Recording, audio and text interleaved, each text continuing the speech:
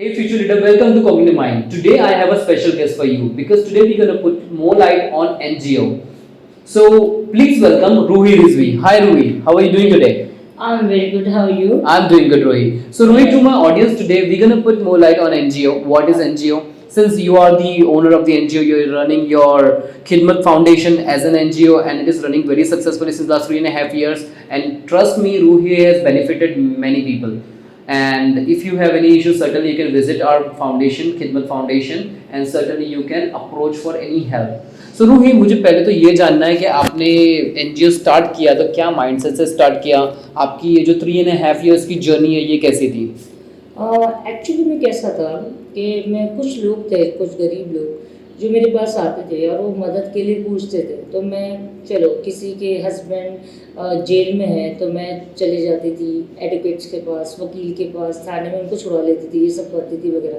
तो एडवोकेट राहुल है जो हमारे राहुल शेट्टी, तो उन्होंने मुझे बोला जब तुम लोगों की इतनी ऐसी मदद करती हो तो तुम एक काम करो, खुद का एनजीओ खोल लो। ओके।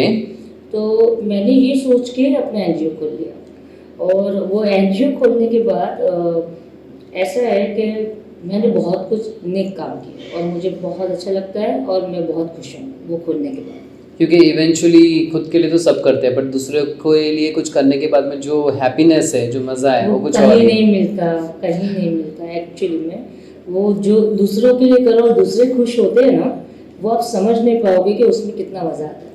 अभी मुझे एक बात बताओ, ये जो पुलिस स्टेशन का चक्कर है आपका, तो अभी रोज़ का आना जाना हो गया है। अभी भी अपन बात कर रहे थे while coming you were already in police station, तो इवेंचुअली जब आपने स्टार्ट किया था ये पुलिस स्टेशन आना जाना, ये काफ़ी ज़्यादा हेक्टिक नहीं हो जाता है? बहुत हेक्टिक होता है, लेकिन क्या करें, हम लोग ने एनजीओ किस लिए खोला? मदद के लिए खोला। ओके। तो जब लोग हमारी मदद के लिए हमारे पास आते हैं तो हमारा काम है, आधी रात को 2 बजे उठ के मैं जाती हूँ, उठ के, ठीक है ना, वो मुझे पता है। और घर वाले भी उस टाइम पे मेरे से बहुत नाराज़ हो चुके थे, तो ये क्या है, क्या है तेरे को एनजीओ से मतलब है, छोड़ना, अपनी नींद खराब करती, ये करती है वगैरह वगैरह। बट एक मेरा सपना था खिदमत फाउंडेशन जो मैंने खोला, और एक्चुअली में आप लोगों की मदद करोगे तो आप लोग को दिल से ऐसा सुकून मिलेगा ना, दुआ जो मिलेगी ना, पैसा कुछ नहीं है, दुआ बहुत बड़ी बात है। That's great, very good to hear that.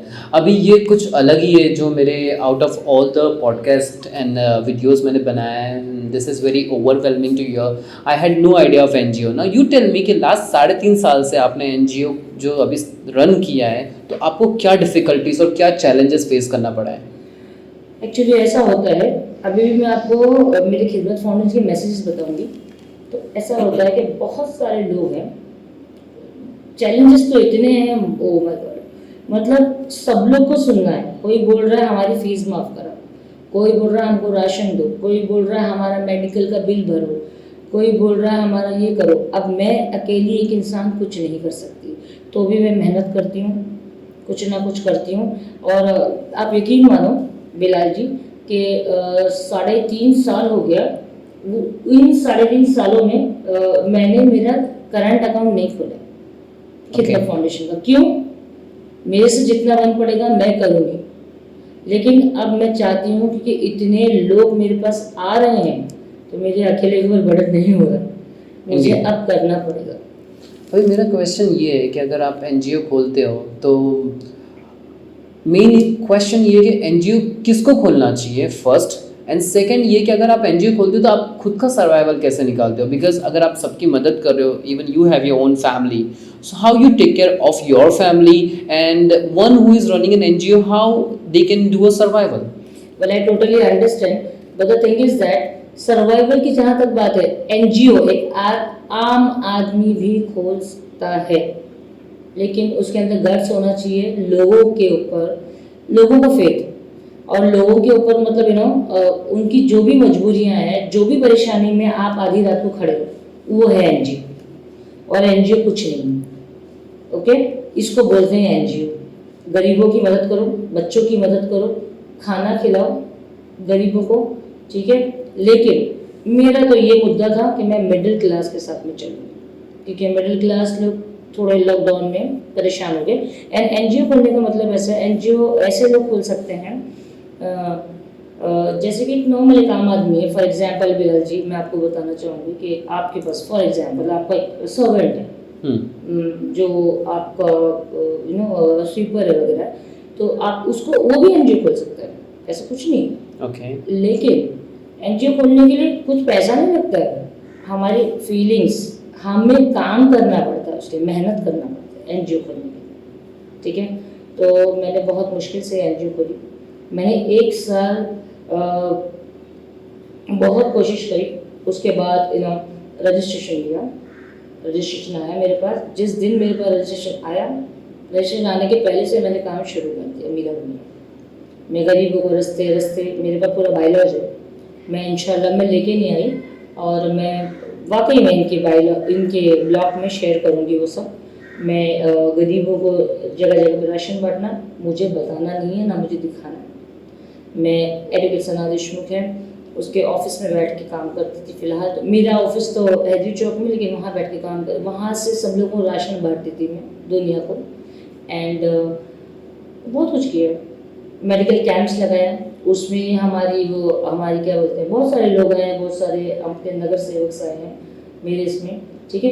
ये करने के लिए कोई मुश्किल नहीं है, नामुमकिन नहीं है। आप जब एक टेंट लगाओगे ना, मैं क्या बोल रही हूँ, आपके पास कुछ भी नहीं है, आप एक टेंट लगाओ, आप बोलो मैं गरीबों की मदद के लिए हूँ, बहुत सारे हमारे नगर सेवक हैं, बहुत सारे हमारे नेता हैं जो आपके खड़े हो जाते हैं आपकी हेल्पिंग हैंड के लिए, ठीक है। आप ये सब कर सकते हैं।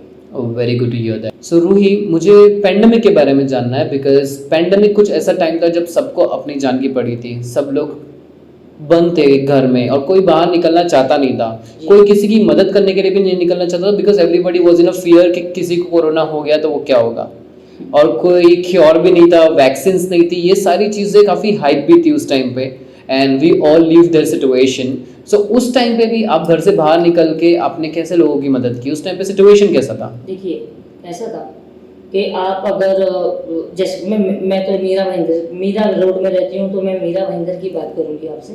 और उस टाइम पे ऐसा था कि लोग रोडों पे सो रहे थे, ठीक है। हम एक पैकेजेस, हम घर में लेडी को बुलाते थे, हम पुलाव बिरयानी बना के एक उसके अंदर पैक करते थे और लोगों को लेके जा के देते थे, फुटपाथ पे, हर जगह पे, बेचारे वहाँ पे सो रहते थे।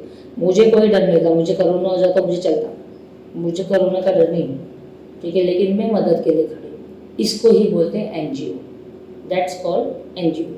तो मैं वहाँ पे निकली, और ये ऐसा मैं अकेले नहीं बोल रही कि मैं बोल रही हूँ, मुझे बताना भी नहीं है, मतलब मैं चता नहीं रही हूँ, लेकिन मैं एक चीज़ बता रही हूँ कि ऐसा मैंने हेल्प किया। छोटा छोटा बनाना, एप्पल, ये सब लेके जाके उनको देना, उनको वाटर बॉटल सप्लाई करना, और उनको कैसे कैसे पुलिस वाले लोग मुझे रोकते थे रास्ते में, तो मैं उनको बोलती थी I am NGO, please excuse me, गरीबों की मदद के लिए निकली हूँ। नहीं मैडम, आपको वो हो जाए, कोरोना हो जाएगा, ओके। मैं जाती थी, और एंड बिलाल, मैं तुमको क्या बताऊँ उस टाइम का सिचुएशन कि ऐसा था कि आई टोटली नॉट अंडरस्टैंड कि ओह माय गॉड, लोग ऐसे लिटरली मेरे पास आते थे, पैर में मत छू, अच्छा मैं करती हूँ, मैं कुछ करूँगी। कपड़े, मेरे जितने कपड़े थे मैंने सब कपड़े भी दे दिए, उसके बाद मैंने न्यू कपड़े खरीदे, वो बात अलग है। और क्योंकि वो लोग रोड पे रहते थे, उनको टॉयलेट वगैरह की भी प्रॉब्लम हो गई थी, उसका भी थोड़ा बहुत मैंने अरेंजमेंट करवाया था, ठीक है। मैंने सोसाइटीज़ में बात किया था, प्लीज़ जाने दो इन लोगों को, मैं हूँ, कुछ नहीं होएगा, अरे यार मैडम कोरोना लग जाएगा वगैरह वगैरह। मैं ऐसे कैसे, उनको कोरोना थोड़ी है, वो तो खुद रोड पे सो रहे हैं, उनको क्या कोरोना है, रोड पे सो रहे, तो रोड पे अगर कोरोना होता तो वो अस्पताल में जाते, राइट। लेकिन ऐसा कुछ करके थोड़ा बहुत इसकी मदद की, और क्या बोलूँ। I really appreciate that. ऐसे पहली बात तो आज हम सब रेस में भाग रहे हैं, even you, me and all of us, we are all running in a race. सबको खुद की पड़ी है। सुबह उठने के बाद में हम जॉब पे जाते हैं, उसके बाद में हम सोचते हैं कि हमारे लिए क्या बेहतर करें, कैसे घर ले, गाड़ी ले, बंगला ले। 99% की सोच यही है जी। To be honest, NGO I believe, जहाँ तक मैं समझ पा रहा हूँ, वही लोग खोल सकते हैं, वो 1% जो इस दुनिया में highest level of happiness already achieve कर लिए, not in terms of materialistic world but in terms of their own emotional intelligence. ऐसा नहीं है बिलाल, कैसा Okay. होता है पता है, हाईएस्ट लेवल की बात नहीं है। एक मैंने पहले भी आपको बताया कि एक छोटा इंसान भी एनजीओ को, खाली उसका दिल साफ होना चाहिए, ओके उसका दिल साफ हो, ये सोचो कि हम लोगों की मदद करें। जिसने दिल में ये सोच लिया कि मैं लोगों की मदद के लिए खड़ा हूँ, उधर ही कहानी खत्म, तो वो सब कुछ अचीव कर ले। That's great. सो ये एनजीओ का फुल फॉर्म क्या होता है?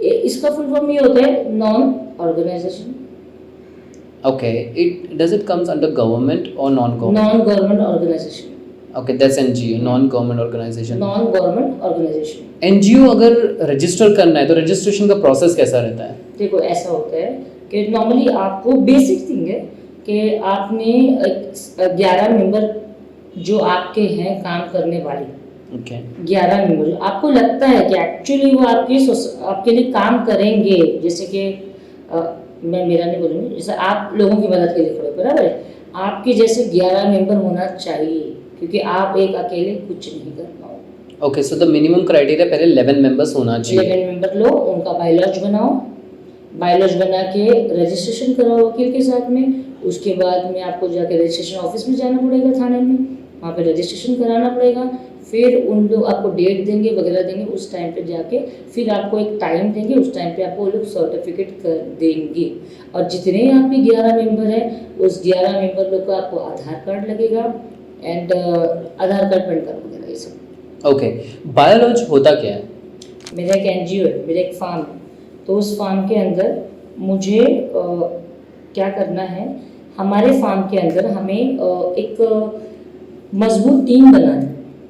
जब तक वो मजबूत टीम नहीं होगी, फॉर एग्जाम्पल मैं आपको बताती हूँ, एक आपको एक इस साइड रख के दूसरी साइड की बात करती हूँ कि समझो मेरी 11 टीम मेरी फार्म है, उस फार्म के अंदर कैसा होगा कि हमने क्या करना है कि हमने एक को हमने दे दिया, भाई आप एजुकेशन डिपार्टमेंट संभालो, आप राशन का संभालो, आप जो बच्चों की फीस के लिए आ रहे हो उसको संभालो, ठीक है, इनसे नहीं पढ़ रहा, आओ मेरे पास, देखते हैं क्या कर सकते हैं, आप अनाज का राशन का संभालो। ओके, ऐसे हमारी एक मजबूत टीम होनी चाहिए। Okay. इसको बोलते हैं एनजीओ। जब तक मजबूत टीम नहीं होगी, जब तक एनजीओ नहीं होगा। Okay, so बायोलॉज का मतलब ये होता है कि जो जो सेक्शन संभाल रहा है उसका वो बायोलॉज है, यस, बायोलॉज मतलब एक आपको जैसे एक मैं कैसे बताऊँ आपको, अब चलो पुलिस लाइन में बताती हूँ। ऐसा होता है कि कभी कोई बंदे को पकड़ के पुलिस स्टेशन लेके जाते हैं, तो उसमें क्या होता है, चार्जशीट बनती है, Okay. है ना। तो जैसे हम एनजीओ खोलते तो हमारा बायोलॉज बनता है, Okay. उसके अंदर हमारे मेंबर के पूरे सर्टिफिकेट्स लगते हैं, उनकी पूरी डिटेल्स लगते हैं कि हाँ भाई ये लोग हैं कर, और ये है वर्क करने वाला, और मेरे माशाल्लाह मेंबर्स अच्छे वर्क करते हैं, ठीक है। और बोलिए। Very good to hear that. Well, I have few more questions for you. ये अभी एक मेन क्वेश्चन जो आई बिलीव ऑडियंस को भी रहेगा कि what benefits does the NGO owner और NGO board of directors get? Benefits क्या होता है एनजीओ खोलने के बाद में, other than helping people? How does it benefit to the someone who is running the show? Well, Bilal, I'm literally very clear, and I want to tell you that there is no benefit, Okay. no single penny benefit, because we have to show a statement to a government. Okay, basic statement. All right. For example, as though I have not still opened not my account yet. लेकिन मैं आपको हिंदी में सब लोगों को बताना चाहूँगी कि मैंने अभी तक मेरा अकाउंट नहीं खोला, लेकिन अकाउंट जब अब हम एनजीओ खोलते हैं तो हमको अकाउंट खोलना पड़ता है। हम जब अकाउंट खोलते हैं ना, तो उसके अंदर कैसा होता है कि हमें जैसे ITR फाइल होती है लोगों की ना, वो तो वैसे गवर्नमेंट को जो हमारे अकाउंट में पैसा आता है, तो हमको गवर्नमेंट को बताना पड़ता है कि हमने क्या क्या किया है उसमें। ओके, तो उसमें कोई बेनिफिट नहीं है, that is only a helping hand और कुछ नहीं। ओके, एनजीओ कितने टाइप्स के होते हैं? एनजीओ देखो, चिल्ड्रन डिपार्टमेंट के होते हैं, लड़कियों की मदद के लिए होते हैं, जेंट्स के लिए भी हैं, बुजुर्गों के लिए भी है, सबके लिए होते हैं। आपके ऊपर डिपेंड है आप क्या करते हो, लेकिन मैं टोटली सबके लिए करती हूँ। Okay, so all rounder. So eventually we have covered almost everything which one should know about NGO. अभी इसको फाइनलाइज करते कि अगर मुझे ये NGO में अगर जुड़ना है और लोगों की हेल्प करना है तो वो कैसा प्रोसेस रहता है? देखिए ऐसा है कि अभी तो देखो मेरा जो एनजीओ है फिलहाल तो मैं इंशाल्लाह खोलने वाली हूँ अकाउंट। मैंने तो अकाउंट नहीं खोली है, एनजीओ का मैं खोलूँगी।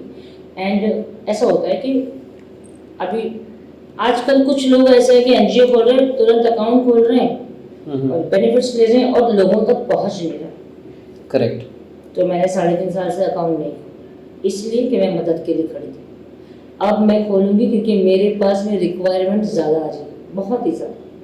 तो इसके अंदर आपको अगर करना है कुछ तो आप ये कर सकते हैं कि आप एक अपना एनजीओ खोल दीजिए, थोड़ा रजिस्ट्रेशन वगैरह करा दीजिए, अपना एनजीओ खोल दीजिए, लोगों की मदद कीजिए। एंड कुछ लोग ऐसे बैठे हैं, हमारे जैसे बहुत सारे लोग, मैं एक अकेली पर्सन नहीं हूँ और मैं अपनी तारीफ नहीं कर रही हूँ, आई एम सो सॉरी अगर किसी को बुरा लग रहा है, लेकिन आप कुछ लोग ऐसे बैठे हैं जो इसमें ना बहुत हेल्पफुल के लिए, हेल्पिंग हैंड के लिए खड़े है ना।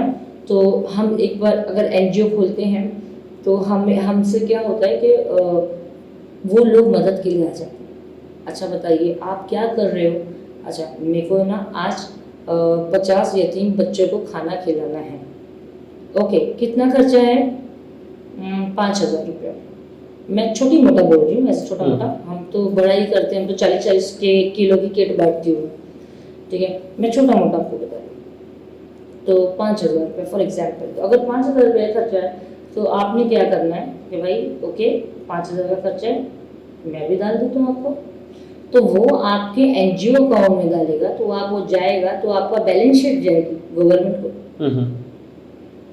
Account to account. करेक्ट। तो आपने मतलब फॉर एग्जाम्पल आपने किसी और बंदे की मदद से 5,000 रुपये लिया, आपने यतीम बच्चों की मदद किया बिलाल जी, ऑलराइट, आप यतीम बच्चों की मदद कर रहे हो, तो उसका सवाब आपको कितना मिला? करेक्ट। ये, और वो आप गवर्नमेंट को अपने स्टेटमेंट में, बैलेंस शीट में दिखा दोगे। देखो ये 5,000 रुपये आया, ये 5,000 का मैंने दाल लिया, चावल लिया, आटा लिया, शरबत लिया, जो भी लिया, बच्चे को खाना खिला दिया, खत्म। रोजा अफ्तारी करा दिया, खत्म। मैंने दिवाली ईद के पटाखे दिला दिया बच्चों को, जो गरीब थे, जो वाड़ियों में रहते हैं, उनके पास पटाखे नहीं थे, उनको दिला दिया, खत्म। और क्या। Great, good to hear that. So guys, अगर आप लोग को I'll leave in the description the details of खिदमत foundation and the account information. अगर आपको कुछ डोनेट करना है अगर एनजीओ को डायरेक्टली तो सर्टनली आप कर सकते हो, and eventually will share the link of the group as well. You can get added into the group and certainly you can join the hands to help poor. So thanks for being with us, Rohi, and thanks for putting more lights. And Bilal ji आपके वजह से तो थोड़ी help भी हो गई। वो last time यतीम बच्चों का था तो आपने थोड़ा हेल्प करवाया था, यू नो, तो उसमें यतीम बच्चों को खाना वाना खिलाया, खाना खाता, आपने शरबत का किया था पूरा। करेक्ट। आपने रूअफ़ज़ा का शरबत का किया था, ठीक है, कोई नहीं, ऐसे छोटे छोटे लोग अगर आ जाते हैं इट्स ओके, नहीं आते हैं तो जितना मुझसे बन पड़ता है बाबा दाल रोटी में वो खिला देती हूँ, ओके। तो ऐसे ही मिलके करेंगे, और आपसे मिलके बहुत अच्छा लगा। Same here, likewise, Ruhi. Thanks for being with us. Have a great day ahead. Thanks a lot. Thanks a lot. See you guys in the next episode. If you really like this video, please like the channel and comment below any questions you have. We're gonna cover everything in the next part of the video. Whatever questions you throw, we're gonna cover it in next 24 hours. Thanks for being with us. Have a lovely day ahead. Please like him. Alright, he's very nice guy. Please like him. Thank you. Thank you very much, everyone. Bye. Take care.